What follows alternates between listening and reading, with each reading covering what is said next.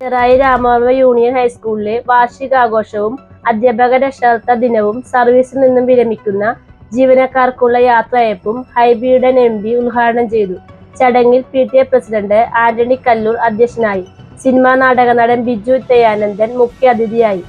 ഗ്രാമപഞ്ചായത്ത് അംഗം Usha Soman, headmaster KP Sivaprasad, KG Dinoj, Latha S Prabhu, Shobha KN Jayarani, Soumya VV, school leader Vaishnav K എന്നിവർ പ്രസംഗിച്ചു. തുടർന്ന് വിദ്യാർത്ഥികളുടെ കലാപരിപാടികൾ നടന്നു.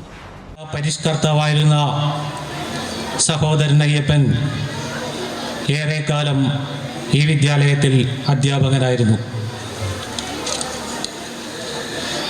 ഹൈസ്കൂളായി ഉയർത്തപ്പെടുന്നതിന് മുമ്പ് ഈ വിദ്യാലയത്തിലെ ആദ്യ വിദ്യാർത്ഥി വെല്ലൂർ ഹോസ്പിറ്റലിലെ ഡോക്ടറായിരുന്ന KC പോളാണ്.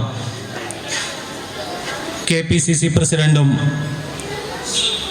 Andhra ഗവർണറുമായിരുന്ന Shri KC Abraham മാസ്റ്ററായിരുന്നു ഹൈസ്കൂളിൻ്റെ ആദ്യ ഹെഡ് മാസ്റ്റർ.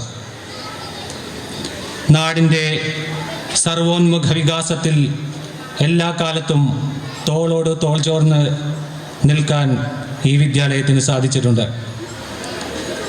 കാലാകാലങ്ങളിൽ സാമൂഹിക പരിവർത്തന ചാലകശക്തിയാകുവാൻ നിലകൊണ്ട ഈ വിദ്യാലയത്തിൻ്റെ 117ാമത് വാർഷികാഘോഷത്തിലേക്ക് സ്വാഗതം പറയുക എന്ന എൻ്റെ കടമയിലേക്ക് കിടക്കട്ടെ. 117ാമത് വാർഷികമാണ് നമ്മൾ ഇന്ന് ഇവിടെ ആഘോഷിക്കുന്നത്. ഇന്ന് നമുക്ക് മറക്കാനാവാത്ത ഒരു സുദിനമാണ്. ഈ കാലം അത്രയും നമ്മളുടെ പ്രവർത്തനം കൊണ്ട് നല്ലൊരു പേര് സമ്പാദിക്കുവാൻ നമ്മുടെ വിദ്യാലയത്തിന് സാധിച്ചിട്ടുണ്ട്. നമ്മളുടെ PTA ഭാരവാഹികളുടെയും അധ്യാപകരുടെയും ആത്മാർത്ഥമായ പരിശ്രമം കൊണ്ടാണ് അതിന് സാധിച്ചത്.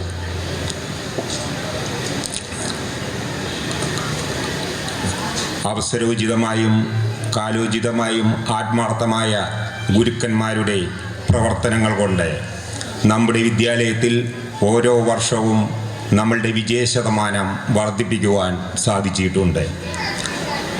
പല പ്രഗത്ഭരെയും നമ്മൾക്ക് സമ്മാനിച്ച ഒരു വിദ്യാലയമാണ് നമ്മളുടെ വിദ്യാലയം.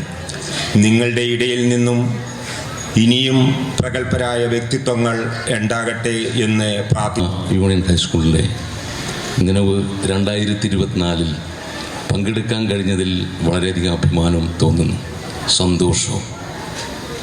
കാരണം നേരത്തെ ഇവിടെ സൂചിപ്പിച്ചു, വലിയ ചരിത്രമുറങ്ങുന്ന ഈ സ്കൂൾ, എത്രയോ മഹാന്മാർ പഠിച്ചും പഠിപ്പിച്ചുമൊക്കെ പോയൊരു സ്കൂളാണിത്. മാത്രമല്ല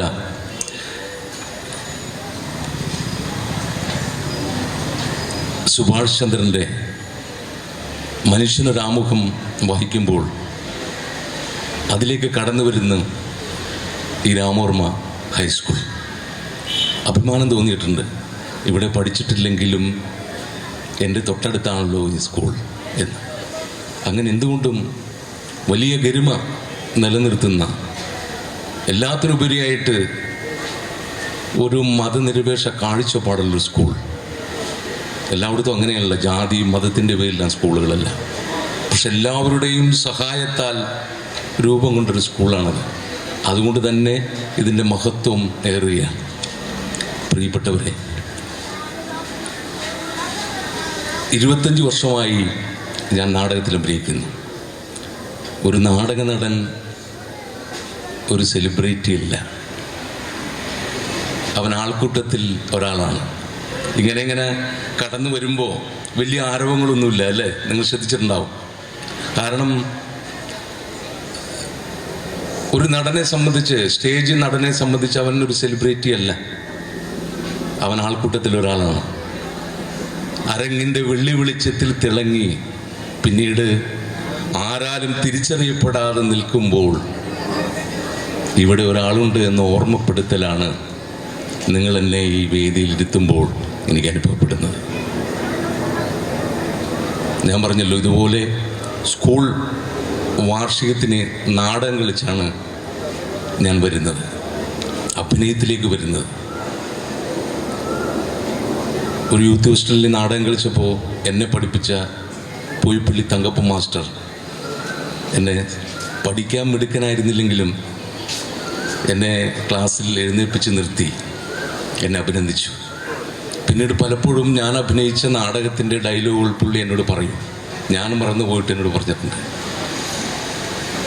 അങ്ങനെ എന്നിലുള്ള ഒരു പഠിക്കാൻ മിടുക്കനില്ലാത്ത ഒരു കുട്ടിയുടെ ഇൻഡ്യൂഷൻ തിരിച്ചറിഞ്ഞുകൊണ്ട് അവനെ പ്രോത്സാഹിപ്പിക്കുകയാണ്, അവൻ്റെ അഭിരുചിയെ തിരിച്ചറിഞ്ഞുകൊണ്ട്.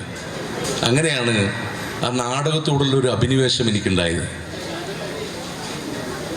നാടകത്തോടുള്ള സ്നേഹം കൊണ്ട് ഞാൻ എൻ്റെ ജീവിതമാക്കുകയാണ് ചെയ്തത്. ഒരു തരത്തിൽ പറഞ്ഞ ആ കാലത്ത് ഒരു അപകടത്തെ അഭിമുഖീകരിക്കലായിരുന്നു ഒരു ജീവിതമാർഗം എന്ന നിലക്ക്. ഇപ്പോൾ അതൊക്കെ മാറി.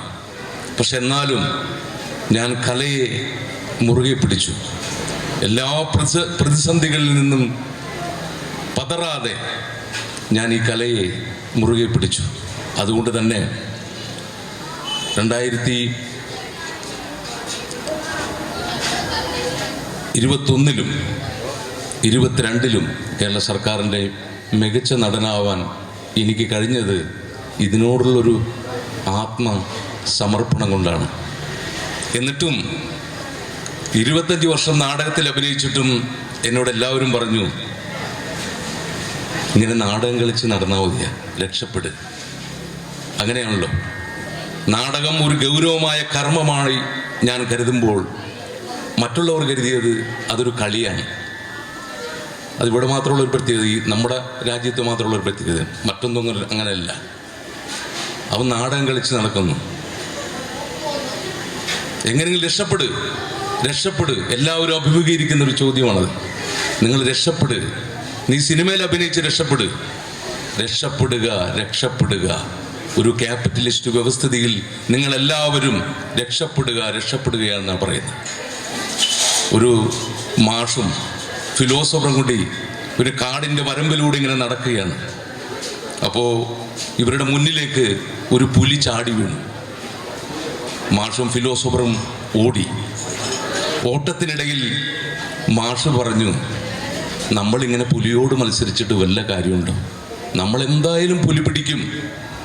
ഫിലോസഫർ പറഞ്ഞു, ഞാൻ മത്സരിക്കുന്നത് പുലിയോടല്ല, ഞാൻ മത്സരിക്കുന്നത് നിങ്ങളോടാണ്. നിങ്ങൾ പിന്നിലായാൽ നിങ്ങളെ പുലി പിടിക്കും, ഞാൻ രക്ഷപ്പെടും. അതാണ് ഈ കാലത്തൊരു തത്വം. ഒരുപാട് പേർക്ക് കാശ് പോകുമ്പോൾ ഒരാൾക്ക് ലോട്ടറി അടിക്കുന്നൊരു തത്വം ഉണ്ടല്ലോ, അതാണ്. പക്ഷേ ഞാൻ പറഞ്ഞു വരുന്നത് കലയിലും വിവേചനമുണ്ട് എന്നാണ് ഞാൻ പറഞ്ഞു വരുന്നത്.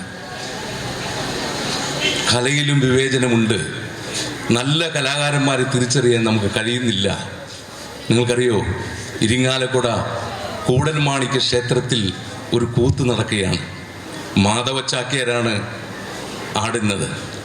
അപ്പോൾ പ്രാചീന സംസ്കൃത നാടകങ്ങളെക്കുറിച്ച് പഠിക്കാനായിട്ടൊരു വിദേശി അവിടെ വന്നു.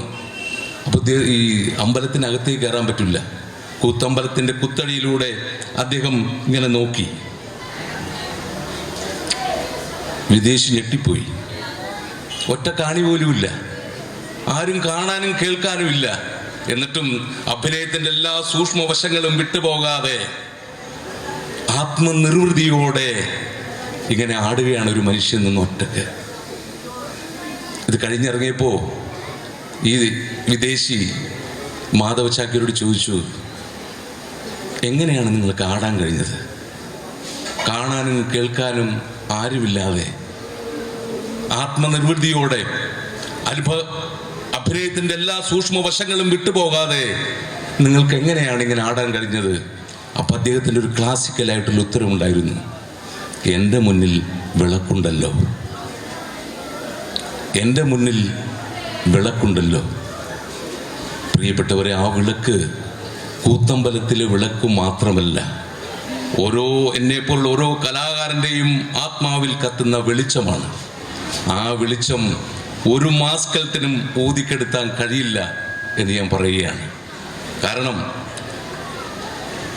ഞാൻ നേരത്തെ പറഞ്ഞല്ലോ, വിവേചനങ്ങൾ, കളങ്ങളിലാണ് നമ്മളെല്ലാവരും. കുട്ടികളെല്ലാവരെയും ഓരോ കളങ്ങളിലാക്കി തിരിച്ചിരിക്കുകയാണ്. വീരാൻകുട്ടിയുടെ ഒരു കവിതയുണ്ട്. ഏറ്റവും പ്രധാനപ്പെട്ട 2 വരികളെ അദ്ദേഹം എഴുതിയിട്ടുള്ളൂ. ഇലകൾ കൊണ്ട് പരസ്പരം തൊടാൻ ഇതിരിക്കാൻ വേണ്ടി നമ്മൾ വൃക്ഷങ്ങൾ അകറ്റി നട്ടു.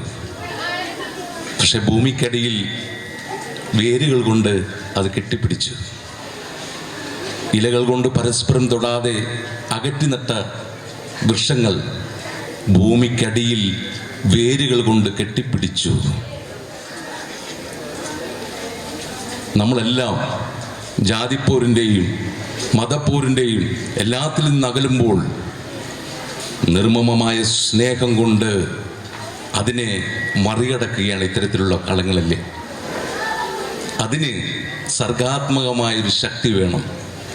അതാണ് വിദ്യാർത്ഥികൾക്ക് നമ്മൾ പകർന്നു കൊടുക്കേണ്ടത്. സർഗാത്മകമായ ശക്തി അതെങ്ങനെയാണ്? അത് സിലബസിനപ്പുറത്ത് വായനയിലൂടെ നമുക്ക് കിട്ടുകയുള്ളൂ അല്ലേ. 2 വരികൾ കൊണ്ട് എത്ര അർത്ഥവത്തായിട്ടുള്ള ഒരു കവിതയായിരുന്നു അത്. ബെന്യാമിൻ ഒരു സ്കൂളിൽ പ്രസംഗം കഴിഞ്ഞ് ഇറങ്ങുമ്പോൾ 8ാം ക്ലാസ്സിൽ പഠിക്കുന്ന ഒരു കുട്ടി ബെന്യാമിനെ കാത്തു നിൽക്കുകയായിരുന്നു. ആ കുട്ടിയുടെ ഉപ്പ വളരെ നാളായി ഗൾഫിലാണ്. ഉപ്പയും ഉമ്മയും ഒരുപാട് വിളിക്കുമ്പോൾ വഴക്കു പറയുമായിരുന്നു. ഈ കുട്ടിയും ഉമ്മയും നിങ്ങൾ ഗൾഫിൽ കിടന്ന് സുഖിക്കുകയാണ്, ഞങ്ങളിവിടെ ആരും നോക്കുന്നില്ല, ഞങ്ങളിങ്ങനെ ഇവിടെ കിടന്ന് നാട്ടിൽ കിടന്ന് കഷ്ടപ്പെടുകയാണ്. പിന്നീട് എപ്പോഴോ ആ കുട്ടി ബെന്യാമിൻ്റെ ആടുജീവിതം വായിക്കാനിടയായി. പൊട്ടിക്കരഞ്ഞുപോയി ആ കുട്ടി. ആടുജീവിതം എന്ന നോവൽ വായിച്ചപ്പോൾ പൊട്ടിക്കരഞ്ഞുപോയി. അപ്പോഴാണ് മനസ്സിലായത് എൻ്റെ ഉപ്പ എത്രത്തോളം കഷ്ടപ്പെടുന്നുണ്ടാവും, ഗൾഫിൽ കിടന്ന് വെയിൽ കൊള്ളുന്നുണ്ടാവും. ഇനി ഒരിക്കലും എൻ്റെ ഉപ്പയെ ഞാൻ വഴക്കു പറയില്ല എന്ന് പറയാനാണ് ആ കുട്ടി ബെന്യാമിനെ കാത്തു നിന്നത്. ഇത് സിലബസിന് പുറത്ത് കിട്ടുന്നൊരു തിരിച്ചറിവാണ്, മറ്റ് പുസ്തകങ്ങൾ കിട്ടുന്ന തിരിച്ചറിവാണ്. ആ തിരിച്ചറിവ് നമ്മുടെ കുട്ടികളിൽ ഉണ്ടാവണം. അതിൻ്റെ സർഗശക്തി ഉണർത്തണം. കാരണം നേരത്തെ ഖലീൽ ജിബ്രാൻ എന്ന് പറയുന്ന എഴുത്തുകാരൻ പറഞ്ഞിട്ടുണ്ട്, നമ്മുടെ കുട്ടികളുടെ അഭിരുചികളാണ് വളർത്തേണ്ടത്. അവർക്ക് സ്നേഹം കൊടുക്കാം, രക്ഷകർത്താക്കളോട് പറഞ്ഞിട്ടുള്ളതാണ്. പക്ഷേ നിങ്ങൾ നിങ്ങളുടെ ചിന്തകൾ അവർക്ക് കൊടുക്കരുത്. സ്നേഹം കൊടുക്കാം,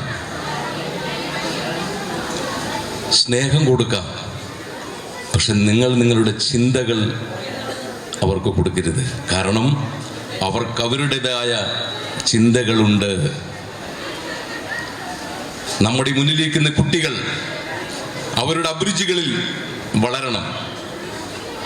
പഠിത്തത്തിൽ ഒന്നാമതിനപ്പുറം വ്യത്യസ്തനാവുക, ഒന്നാമതാവുന്നതിനപ്പുറത്തേക്ക് നിങ്ങൾ വ്യത്യസ്തനാവുക. ഇവിടുന്ന് പഠിച്ചിറങ്ങിയ എത്രയോ പേര് എഴുത്തുകാർ അല്ലേ, രാഷ്ട്രീയ നേതാക്കൾ, സാമൂഹിക പരിഷ്കർത്താക്കൾ, എത്രയോ പേർ. നിങ്ങൾക്കറിയാമോ, യേശുദാസിൻ്റെ ഗാനഗന്ധർവൻ യേശുദാസിൻ്റെ SSLC കിട്ടിയ കണക്കിൻ്റെ മാർക്ക് എത്രയാണെന്ന് യേശുദാസിനെ പഠിപ്പിച്ച കണക്ക് മാർക്ക് പോലും അറിയേണ്ട കാര്യമില്ല അല്ലേ. സച്ചിൻ SSLC പാസ്സായോ എന്ന് നമുക്കറിയേണ്ട കാര്യമില്ല. ഇവരെല്ലാം അതിനപ്പുറത്ത് ഇവരുടെ അഭിരുചികളിൽ വളർന്നവരാണ്. അവർ വ്യത്യസ്തരായതുകൊണ്ടാണ് നമുക്കിവിടെ ഒരു യേശുദാസ് ഉണ്ടായത്, അല്ലെങ്കിൽ സച്ചിൻ ഉണ്ടായത്, പല മഹാന്മാരും ഉണ്ടായത്. അങ്ങനെ അവരുടെ നിങ്ങളുടെ അഭിരുചികളിൽ വളരുക എന്ന് മാത്രം ഞാൻ പറഞ്ഞുകൊണ്ട് എന്നെ ഇവിടെ ക്ഷണിച്ച PTA-ക്കും അധ്യാപകർക്കും എല്ലാവർക്കും, രക്ഷകർത്താക്കൾക്കും, ആന്റണി ചേട്ടനും എല്ലാവർക്കും എൻ്റെ ഹൃദയം നിറഞ്ഞ നന്ദി അറിയിക്കുകയാണ്. സ്നേഹം. അധ്യാപകരെ, രക്ഷകർത്താക്കളെ, വിദ്യാർത്ഥിനി സുഹൃത്തുക്കളെ, ഞാൻ നിങ്ങളോടൊരു വലിയ ക്ഷമ ചോദിക്കുകയാണ്. 10 മണിക്കാണ് ഈ പരിപാടി നിങ്ങൾ വന്നപ്പോൾ ഞാൻ ഏറ്റിരുന്നത്. ഇന്ന് ബഹുമാനപ്പെട്ട മന്ത്രി എറണാകുളത്തിൻ്റെ ചുമതലയുള്ള Shri P Rajeev national highway authority of India നിർമ്മിക്കുന്ന NH-66, നമുക്കറിയാം മൂത്തകുന്നം മുതൽ എടപ്പള്ളി വരെയുള്ള ആ പ്രധാനപ്പെട്ട റോഡിൻ്റെ ഒരുപാട് പ്രതിസന്ധികൾ ജനപ്രതിനിധികൾ, പഞ്ചായത്തിൻ്റെ അധ്യക്ഷന്മാരെല്ലാം പറഞ്ഞ വിഷയങ്ങൾ ചർച്ച ചെയ്യാൻ ഒരു മീറ്റിംഗ് വിളിച്ചു ചേർത്തിരുന്നു. വളരെ പ്രാധാന്യമർഹിക്കുന്ന ഉദ്യോഗസ്ഥരുടെ ഒരു മീറ്റിംഗ് ആയതുകൊണ്ടാണ്, അതിൽ പങ്കെടുക്കാനുള്ളത് കൊണ്ടാണ് വൈകിയത്. അതിനോട് ഒരിക്കൽ കൂടി നിങ്ങളോട് ക്ഷമ ചോദിക്കുകയാണ്. ഈ നാടിൻ്റെ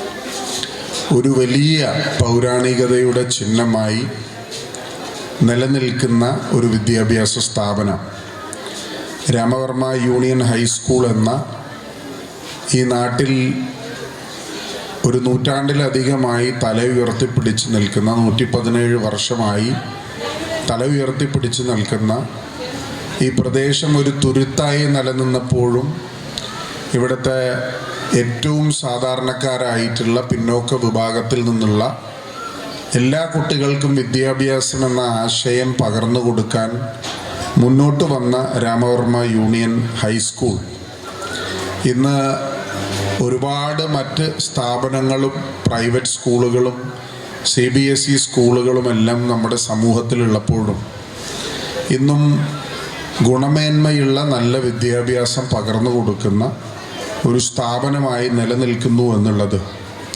നമ്മളെല്ലാവരെയും സംബന്ധിച്ച് അഭിമാനകരമായ ഒരു നേട്ടമാണ്.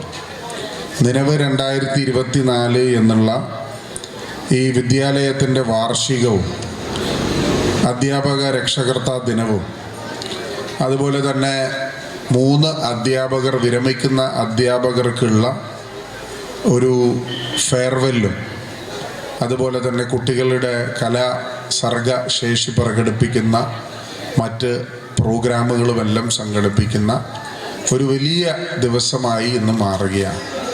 ആ ദിവസം നിങ്ങളോടൊപ്പം ആകാൻ കഴിഞ്ഞതും ഞാൻ നേരത്തെ പറഞ്ഞതുപോലെ ഈ സ്ഥാപനം എന്നുള്ളത് ഒരു കാലഘട്ടത്തിൽ നമ്മൾക്ക് ചിന്തിക്കാൻ കഴിയുന്നതിന് മുമ്പ്, സ്വാതന്ത്ര്യലബ്ധിക്ക് മുൻപ്, അതുപോലെ തന്നെ വിദ്യാഭ്യാസം എല്ലാവർക്കും ലഭിക്കണമെന്ന ആശയം വളർന്നു വരുന്നതിന് എത്രയോ നാൾ മുമ്പ് തുടങ്ങിയ ഒരു മുന്നേറ്റമാണ്. കേരളത്തിൻ്റെ സാമൂഹ്യ പുരോഗതിയിൽ കേരളത്തിലെ വിദ്യാഭ്യാസ സ്ഥാപനങ്ങൾ വഹിച്ചിട്ടുള്ള പങ്ക് വളരെ വലുതാണ്. ഞാനത് പറയാനുള്ള കാരണം, ഞാൻ എപ്പോഴും പറയുന്നൊരു കാര്യവും, ഇതര സംസ്ഥാനങ്ങളെ അപേക്ഷിച്ച് കേരളം വിദ്യാഭ്യാസ രംഗത്ത് വളരെ വളരെ മുൻപിലാണ്. 100% സാക്ഷരതയുള്ള പ്രാഥമിക വിദ്യാഭ്യാസ രംഗത്ത് ഏറ്റവും മുന്നിട്ട് നിൽക്കുന്ന ഒരു സ്റ്റേറ്റ്. ഉന്നത വിദ്യാഭ്യാസ ശ്രേണി നോക്കിയാൽ ഏറ്റവും കൂടുതൽ കുട്ടികൾ ഹയർ എഡ്യൂക്കേഷനിലേക്ക് എൻറോൾ ചെയ്യുന്നതും കേരളത്തിൽ നിന്നാണ്. അപ്പോൾ നമ്മുടെ രാജ്യത്ത് 2008 പാസ്സായ റൈറ്റ് ടു എഡ്യൂക്കേഷൻ ആക്ട്, വിദ്യാഭ്യാസ അവകാശ നിയമം എന്നുള്ളത് പാർലമെൻറ്റിൽ ഭരണഘടനാ ഭേദഗതി വരുത്തി നമ്മുടെ ഫണ്ടമെൻ്റൽ റൈറ്റിൽ ഒന്നായി, കോൺസ്റ്റിറ്റ്യൂഷണൽ റൈറ്റിൽ ഒന്നായി വിദ്യാഭ്യാസം മാറിയിരിക്കുക.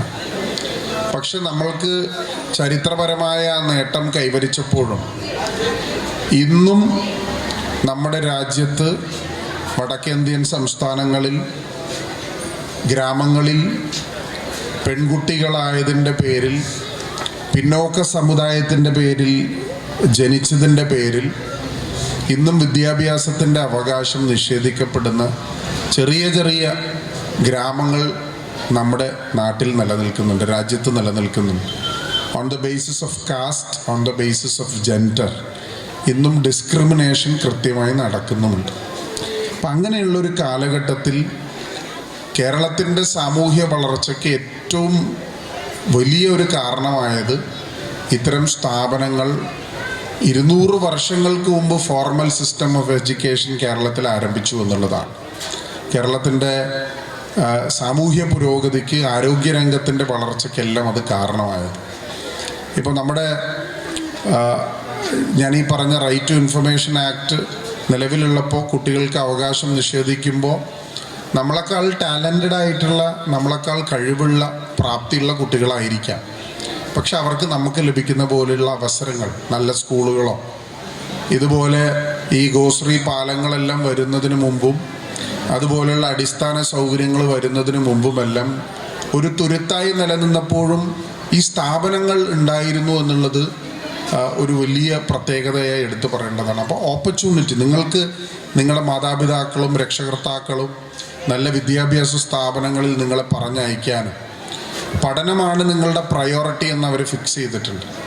അപ്പോൾ അങ്ങനെയുള്ള ഒരു സ്ഥലത്ത് ജനിക്കാനും വളരാനും നിങ്ങൾക്ക് ലഭിച്ചിട്ടുള്ള ഓപ്പർച്യൂണിറ്റി, ആ കുട്ടികൾക്ക് ഓപ്പർച്യൂണിറ്റി ഇല്ല, അങ്ങനെ പോയി പഠിക്കാനുള്ള സാഹചര്യം, സാമൂഹ്യ അന്തരീക്ഷം ഇല്ല. അപ്പം ആ ഓപ്പർച്യൂണിറ്റി കൃത്യമായി നിങ്ങൾ വിനിയോഗിക്കണം എന്ന് മാത്രം ഈ അവസരത്തിൽ പറഞ്ഞുകൊണ്ട്, നമ്മുടെ നാടിൻ്റെ ഒരു പ്രധാനപ്പെട്ട കലാകാരൻ, നാടകരംഗത്ത് വലിയ പ്രശസ്തി ആർജിച്ചിട്ടുള്ള, സിനിമാ രംഗത്ത് തൻ്റേതായ ഇടപെടലുകൾ നടത്തിയിട്ടുള്ള ശ്രീ ബിജു ജയാനന്ദനെ നമ്മളിന്നിവിടെ മുഖ്യ അതിഥിയായി അദ്ദേഹത്തെ ക്ഷണിച്ചിട്ടുണ്ട്. അതുപോലെ 3 പ്രധാനപ്പെട്ട അധ്യാപകർ അവരുടെ ജീവിതത്തിൻ്റെ വസന്തകാലം മുഴുവൻ ഈ വിദ്യാഭ്യാസ സ്ഥാപനത്തിന് വേണ്ടി പ്രവർത്തിച്ചു. ഒരുപാട് തലമുറകൾക്ക് വിദ്യാഭ്യാസം പകർന്നു കൊടുത്തു. ഒരു അധ്യാപകൻ ചെയ്യുന്നത് ഒരു വലിയ ഉത്തരവാദിത്തമാണ്. കാരണം നമ്മൾക്ക് വിദ്യാഭ്യാസം ഒരിക്കലും മോണിറ്ററി ടേംസിൽ അളക്കാൻ കഴിയുന്ന ഒന്നല്ല. എത്ര രൂപയുടെ മൂല്യം എന്ന് ചോദിച്ചാൽ വിദ്യാഭ്യാസത്തിലൂടെ മൂല്യം നമുക്ക് അളക്കാൻ പറ്റില്ല. കാരണം കലാകാരന്മാരായി, അക്കാഡമീഷ്യൻസായി, വിവിധ മേഖലകളിൽ പ്രവർത്തിക്കുന്ന ശാസ്ത്രജ്ഞന്മാരായി നമ്മുടെ സമൂഹത്തിൻ്റെ വിവിധ ശ്രേണിയിൽ ഈ കുട്ടികൾ പഠിച്ച് പാസ്സായി പ്രവർത്തിക്കുകയാണ്. അപ്പോൾ അതിന് രൂപയുടെ മൂല്യമല്ല, അല്ലാതെ ഒരുപാട് വാല്യൂ ആഡ് ചെയ്യുന്ന, മോറൽ വാല്യൂസ് ആഡ് ചെയ്യുന്ന ഒരു വിദ്യാഭ്യാസ സ്ഥാപനത്തിൽ കുറേയേറെ കാലം ദിനോജ് സാറും അതുപോലെ തന്നെ ലത ടീച്ചറും ശോഭ ടീച്ചറും എല്ലാം അവരുടെ സേവനങ്ങൾ നൽകി എന്നുള്ളത് വളരെ സന്തോഷം നൽകുന്നൊരു കാര്യമാണ്. അവരുടെ ശിഷ്ടജീവിതത്തിലും അവർക്ക് ഏറ്റവും നന്നായി പ്രവർത്തിക്കാൻ സാധിക്കട്ടെ എന്ന് മാത്രം ഈ അവസരത്തിൽ പറഞ്ഞുകൊണ്ട്, നിലവ് 2024 എന്ന ഈ രാമവർമ്മ യൂണിയൻ ഹൈസ്കൂളിൻ്റെ വാർഷിക പൊതുയോഗവും മറ്റനുബന്ധ ചടങ്ങുകളും ഔപചാരികമായി ഉദ്ഘാടനം ചെയ്തതായി അറിയിക്കുന്നു. നന്ദി, നമസ്കാരം, ജയ് ഹിന്ദ്. MP പൊന്നാടയാർത്തി ആദരിക്കുന്നു. രാമവർമ്മ യൂണിയൻ ഹൈസ്കൂളിന്റെ ആദരവ്.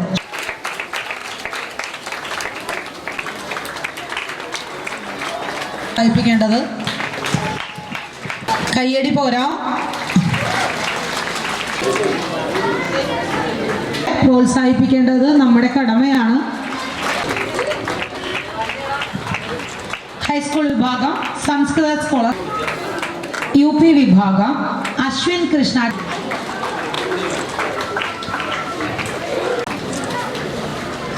പങ്കാളിത്തം എയ്നോൺ റോക്കി.